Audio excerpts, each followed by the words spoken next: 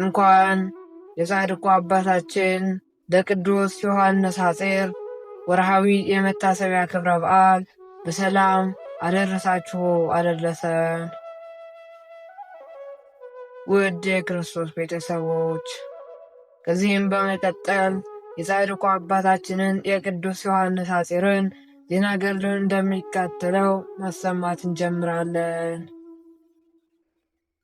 ከእናንተ የሚጠበቀው አንድ ነገር ብቻ ነው። ቪዲዮውን ሁልጊዜ ስትጀምሩት ላይክ በማድረግ እንዲሁም ሀሳብ አስተያየት ካላችሁ ኮሜንት ላይ በመጻፍ ሀሳብ አስተያየት ከሌላችሁ ደግሞ ሰማችሁትን ቃል አሜን በማለት እናንተም ከበረከቱ ተካፋይ እንድትሆኑ ስንል በትህትና ቃል እናሳስባለን። በስመ አብ ወወልድ ወመንፈስ ቅዱስ አሐዱ አምላክ አሜን። ገድለ ቅዱስ ዮሐንስ ሐጺር። ቅዱስ ዮሐንስ ሐጺር የትውልድ ሀገሩ ግብጽ ሲሆን የተወለደው ደግሞ በ4ኛው መቶ ክፍለ ዘመን በክርስቲያናዊ ቤተሰብ ነው። ወላጆቹ ድሆች ቢሆኑም በጎ ሰዎች ነበሩ። ይህን ቅዱስ አባትም የቤተ ክርስቲያን ትምህርት አስተምረው አሳድገውታል። ቅዱሱም 18 ዓመት ሲሆነው የአምላካችን እግዚአብሔር ቸርነት አነሳስቶ የመነኩስ ዘንድ ወደ አስቄጥስ ገዳም ሄደ። ታላቁ አባ ባይሞይም ወጣትነቱን አይተው የገዳም ኑሮ ጭንቅ ነውና ላንተ አይሆንህም በማለት ቢከለክለውም ቅዱስ ዮሐንስ ግን እንዲቀበለው ለመነ። ከዚያም የእግዚአብሔር መልአክ ለአባ ባይሞይ ተገልጾ ምርጥ ዕቃ ይሆንልህና ተቀበለው አላቸው። ከዚያም በኋላ በልብሰ ምንኩስናውን ላይ ለ3 ቀናት ጸለየበት። ያን ጊዜም መልአኩ ተገልጦ በልብስ ላይ በመስቀል ምልክት አማተበበት። ከዚያም አባ ባይሞይ ለአባ ዮሐንስ ሐጺር አለበሰውና ተጋድለውን ጀመረው። ቅዱስ ዮሐንስ ሐጺር በወቅቱ ከነበሩ ቅዱሳን አባቶቻችን ከቁመቱ ባሻገር በትሕትናው በትዕግሥቱና በመታዘዙ ይታወቅ ነበር። ትዕግሥቱን ለመፈተንም አባ ባይሞይ ይጠራውና ያለምንም ምክንያት ደብድቦ ያባረረው ነበር። እርሱ ግን ምን አጠፋሁ በማለት እንኳን ሳይጠይቅ አባቴ ሆይ ማረኝ እያለ ከእግሩ ስር ይወድቅ እንደነበር ገድሉ ይመሰክራል።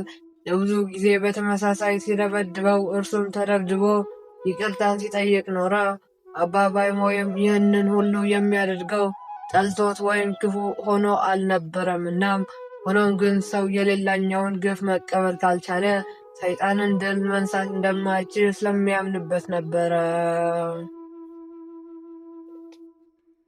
በዚህም ሁኔታ ሲኖር አንድ ቀን አባ ባይሞይ እንደ ልማዱ ሊገርፈው ሲሄድ 7ቱ ሊቃነ መላእክት ከበውት በመመልከቱ ደንግጦ ተመልሰዋል። ከዕለታትም በአንድ ቀን ቅዱስ ዮሐንስ ሐጺር ወደ መምህሩ ቀርቦ አባቴ ጅብ ካገኘው ምን ላድርግ በማለት ጠየቀው። አባ ባይሞይ ሊፈትነው በማሰብ ይዘህልኝ ና አለው። ትእዛዝ ነውና ቅዱሱ ወደ በረሃ ወርዶ ጅብ አልምዶ ይዞለት መጥቷል። ቅዱስ ዮሐንስ ሐጺር የመታዘዝ ጸጋ በእጅጉ የተሰጠው እንደሆነም በአባ ባይሞይ ዘንድ የተመሰከረለት ነው። ለዚህም ነገር አውቆ በድጋሜ ሊፈትነው ደረቅ እንጨት ለቅዱስ ዮሐንስ ሐጺር ከሰጠ በኋላ ይህንን እንጨት ተከለውና እስከሚያፈራ ድረስ ውሃን አጠጣው በማለት አዘዘው። ቅዱሱም በመታዘዝ ወስዶ ተከለው። 12 ምዕራፍ ወደሚርቀው ውሃ ጉድጓድም እየተመላለሰ በየቀኑ ሁለት ጊዜ እየጠጣው ጀመረ። ከ3 ዓመትም በኋላ የእንጨት አንቆጥቁጦ በቀለ፣ አበበ፣ አፈራ። ቅዱሱም ከፈራነው በኩረ ለሚ ወስዶ ለመምህሩ አባቴ እንካ ብላ ብሎ ሰጠው። አባ ባይሞይ ግን ማመን ተስኖት እጅግ አደነቀ፣ አለቀሰ። ወዲያውም ያን ፍሬ ታቅፎ ወስዶ ለገዳሙ መነኮሳትና ለቅዱሳን አረጋውያን የታዛዡና የትሑትን ፍሬ እንሆ ብሉ፣ በረከትንም አግኙ፣ ይህ የዛፍ ሳይሆን የመታዘዝ ፍሬ ነው ብለው ሰጥተዋቸዋል። እነርሱም እግዚአብሔርን አመስግነዋል። ሊቀ ጳጳሱ አባ ቴዎፍሎስም የቅዱስ ዮሐንስን ሐፂርን ብቃት አውቆ የገዳሙ አበምኔት አድርጎ ሊሸመው እጅጉን በላዩ ላይ ሲጭን ይገባዋል የሚል ድምፅ ከሰማይ ተሰምቷል።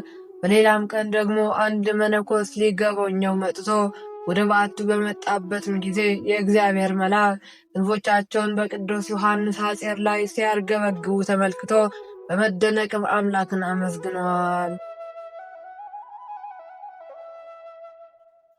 ቅዱስ ዮሐንስ ሐፂርም በቅድስና ሕይወት ሲኖር በአንድ ወቅትም መምህሩ ታመመና ለ12 ዓመትን አስታመመው። አባ ባይሞይም የእረፍት ጊዜው ሲደርስ መነኮሳቱ ሰብስቦ የቅዱስ ዮሐንስን እጅ ካስጨበጣቸው በኋላም የያዛችሁት እጅ የሰው ሳይሆን የመልአክ እጅ ነው ብለዋቸዋል። ከዚያም አረፈ። ከአባ ባይሞይም እረፍት በኋላ ቅዱስ ዮሐንስ ለብዙ ዘመናት በተጋድሎ ኖሯል። የገዳሙ አበምኔት ሆኖም አገልግለዋል። በዚህም ጊዜ መላእክት ስለ ንጽሕናውና ቅድስናው ደስ በመሰኘት አብረውት ይውሉ ነበር። ፊተኛም ተራ በተራ ክንፋቸውን አልብሰውት ያድራሉ። ምጽዋትን በጣም ይወድ ስለነበረም ሰፌድ እየሰፋ በመሸጥ ገንዘቡን ለነዳያን ይመጸውት ነበር።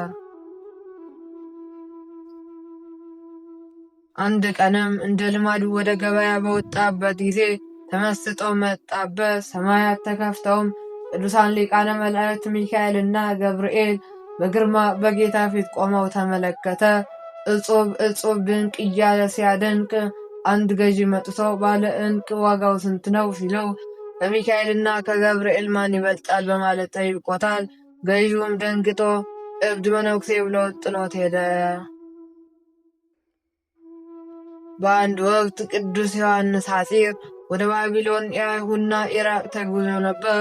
ከዚያም እንደተመለሰ በበርበሮች ምክንያት ከአስቄጥስ ገዳም ወደ ቁልዝም ተሰዷል። በዚያም በአባ እንጦንስ በዓት ውስጥ ለ400 ዓመታት ቆይቷል። ቅዱሱ የእረፍቱ ጊዜ በደረሰ በኋላ ጌታችንና መድኃኒታችን አምላካችን ኢየሱስ ክርስቶስ አባ እንጦንስን፣ አባ መቃርስን፣ አባ ጳቁሚስንና አባ ባይሞንን ወደ እርሱ ላካቸው። እነርሱም አረጋግተውና ባርከው ተመለሱ። በእረፍቱ ቀንም ሰራዊተ መላእክትና የቅዱሳን ማኅበር ወደ እርሱ ሲመጡ ባያቸው ጊዜ እጅግ ደስ ብሎት ጥቅምት 20 በጌታ እጅ ነፍሱን ሰጠ። መላእክትም እየዘመሩ በታላቅ ክብር ነፍሱን አሳርገውታል። የቅዱስ አባታችን ምልጃና ጸሎት እንደዚሁም በረከት አይለየን ለዘላለሙ አሜን። ውድ የተከበራችሁ የልዑል እግዚአብሔር ቤተሰቦች ከገድሉም በመቀጠል የዕለቱን ማለት በነሐሴ 20 ቀን የሚነበበውን የዕለቱን ስንክሳር እንደሚከተለው ማሰማት እንጀምራለን። በስመ አብ ወወልድ ወመንፈስ ቅዱስ አሐዱ አምላክ አሜን። ቅዱሳን ሰባቱ ደቂቅ። እነዚህ ሰባቱ ቅዱሳን ከዘመነ ሰማዕታት እስከ ዘመነ ጻድቃን የተዘረጋ ታሪክ አላቸው። ሰባቱም ባልንጀሮች ሲሆኑ በሁለተኛው መቶ ክፍለ ዘመንም በኤፌሶን ተወልደው አድገዋል። ክርስትናን ተምረውም በወጣትነታቸው የንጉሥ ጭፍሮች ሆነዋል። የተቀጠሩትም የቤተ መንግሥቱን ግምጃ ቤት ለመጠበቅ ነው። በስራቸውም ሆነ በጠባያቸው ደጎች ነበሩና ንጉሡ ዳኬዎስም ሕዝቡም ይወዳቸው ነበር። እነርሱ ግን በጉብዝና ወራት ፈጣሪ ማሰብን መርጠው በፍቅርና በጸሎት በመጽዋት ይተጉ ነበር። ከጥቂት ዓመታትም በኋላ ጭንቅ መከራ መጣ።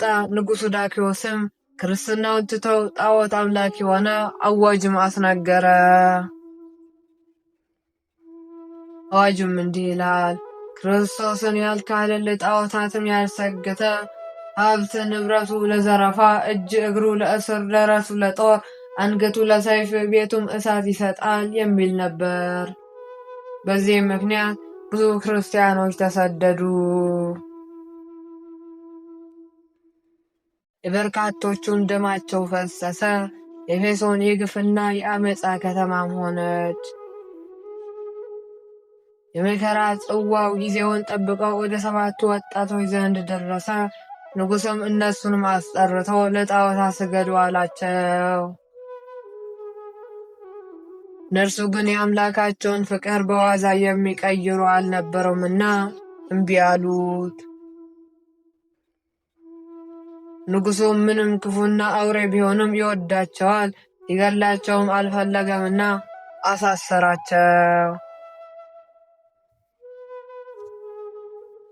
ከቀናት በኋላም አስጠርቶ ሊያታልላቸው ሞከረ፣ ነገር ግን አልተሳካለትም ነበር።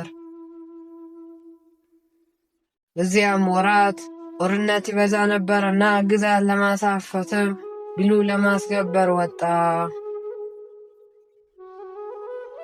ከመውጣቱም በፊት ግን 7ቱን አስጠርቶ አሁን ከእስር ፈትቻችኋለሁ፣ ከጦርነት እስክመለስም ከልባችሁ ጋር ምከሩ፣ ካልሆነ ሞት ይጠብቃችኋል ብለዋቸው ነበር የወጣው። ቅዱሳኑ ንጉሡ እንደወጣም ተቀምጠው መከሩ፣ ውሳኔንም አስተላለፉ። ዓለምንም ንቀውም ሀብት ንብረታቸውን መጽውተው ትንሽ ሳንቲም ብቻ ይዘው በድብቅ ወጡ። አንድ ወታደር በጎች ያሉትና ይከተላቸው ነበርና የት እንደገቡ ተመለከተ። ቅዱሳኑ ዘወትር በመዓልትና በሌሊት በበዓታቸው ሆነው ውስጥ ይተጉ ነበር። ከእነሱም አንዱ ተራ እየወጣ ቂጣ ይገዛ ነበር። አንድ ቀን ግን ከእነሱ አንዱ ራት ሊገዛ ሲወጣ ንጉሡ መመለሱን ሰማ። ወደ በዓቱ ተመልሶ ለወንድሞቹ ነገራቸው። በዚያች ቀንም በኋላ 7ቱም አልወጡም። በዓታቸውን ዘግተው ሲጸልዩ ደክሟቸው ተኙ። ከዚያችም ቀን በኋላ ግን አልነቁም ነበር። ያ የበጎች ባለቤት ወታደርም ለብዙ ቀናት አለመውጣታቸውን ሲመለከት ሞተዋል ብሎ አዘነ። በድብቅ ክርስቶስን ያመልከው ነበርና እርሱ የቅዱሳኑን ተጋድሎ በድንጋይ ሰሌዳ ላይ ጽፎ ወደ በዓታቸው ውስጥ ጣለ።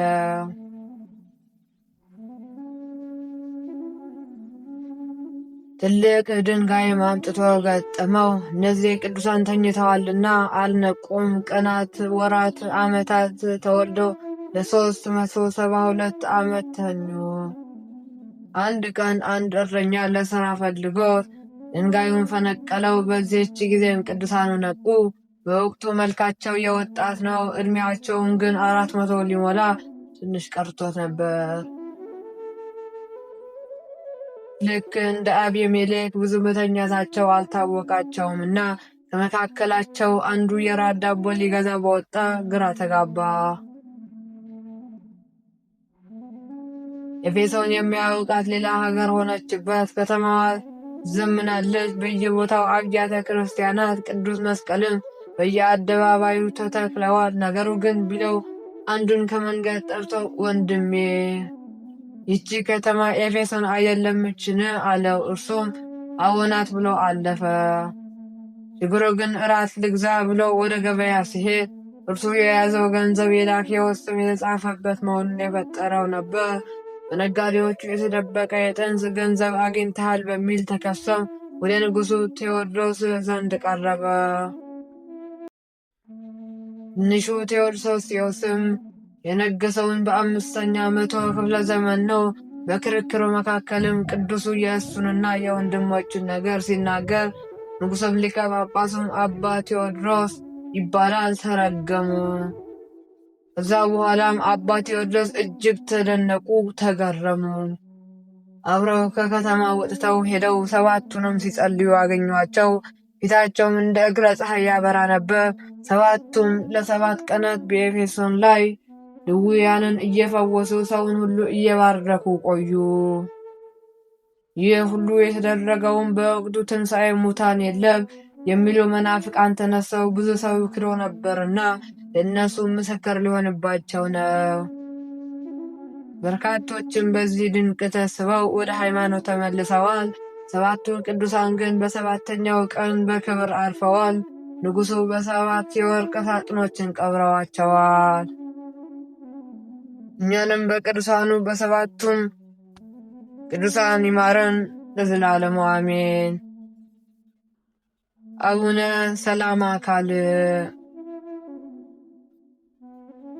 እኒህ ታላቅ ደግ ሰው የነበሩት በሀገራችን ኢትዮጵያ ከ1300 400 እስከ 1380 ዓመተ ምህረት ነው። በትውልድም ግብፃዊ ቢሆኑም ለኢትዮጵያ ቤተ ክርስቲያን ብዙ ውለታን ውለዋል። በዘመኑ ጳጳስ ሆነው ቢመጡም ለሌሎቹ ጳጳሳት በቤተ መንግሥት አካባቢ ሥራ ፈትተው መቀመጥን አልፈለጉም። ወዲያው እንደመጡም የግዕዝ ልሳንን ልቅም አድርገው ተማሩ። ቀጥለውም ኢትዮጵያን ሊቃውንትንን ሰብስበው ቅዱሳት መጻሕፍትን ይተረጉሙ ገቡ። 10 መጻሕፍትንም 81ዱን ጨምሮ ብዙ መሠረታዊ መጻሕፍትን መተርጎም ችለዋል። ይህም ሥራ አድካሚ በመሆኑም ከ30 ዓመታትን በላይ ጊዜ ወስዷል። በተረጎሟቸው መጻሕፍትም አንዱ ስንክሳር፣ እንደዚሁም ግብረ ሕማማት፣ ለሃ ማርያም፣ ፊልክዮስ፣ መጽሐፈ መነኮሳት፣ መጽሐፈ ገንዘብ፣ ድርሳን ዘቅዱስ ያዕቆብ ዘስሩግ ይጠቀሳሉ።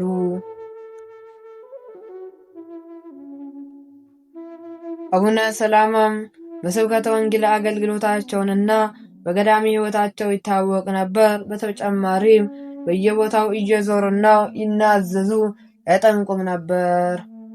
በወቅቱም ልክ እንደ ስማቸው ሰላም እንዲሰፍን ይተዉ ነበር። እንደዚህም አሳትመውልናል።